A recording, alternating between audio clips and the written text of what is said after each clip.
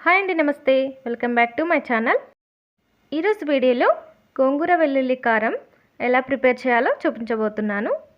ఇలా చేసుకొని వేడివేడి అన్నంలో తిన్నారంటే చాలా టేస్టీగా ఉంటుందండి. ముందుగా స్టవ్ ఆన్ చేసి ప్యాన్లో 2 టీ స్పూన్ల ఆయిల్ని తీసుకోండి. కట్ చేసుకున్న 1/2 కేజీ గోంగూరని తీసుకొని కలుపుకుంటూ 2 నిమిషాల వరకు ఫ్రై చేసుకోండి. ఇలా ఫ్రై చేసుకున్న గోంగూరని ఒక ప్లేట్లోకి తీసుకోండి.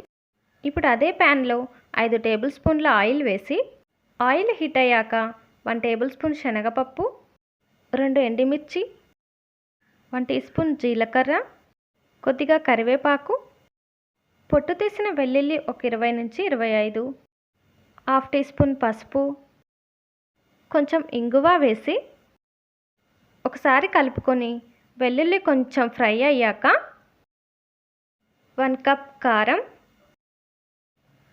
1/2 కప్పు ఉప్పు, 1 టీ స్పూన్ మెంతి పొడి వేసి బాగా కలిపి కారం స్మెల్ పోయేంత వరకు 2 నిమిషాల వరకు ఉడికించుకోండి. ఇప్పుడు దీంట్లో మనం ముందుగా ఫ్రై చేసుకున్న గోంగూర వేసి ఒకసారి బాగా కలిపి మధ్య మధ్యలో కలుపుకుంటూ 5 నిమిషాలు మీడియం ఫ్లేమ్లో ఫ్రై చేసుకోండి.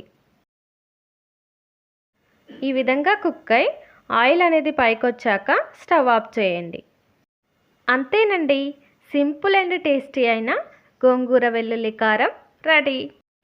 ఈ స్టైల్లో మీరు ఒకసారి ట్రై చేయండి. Thanks for watching.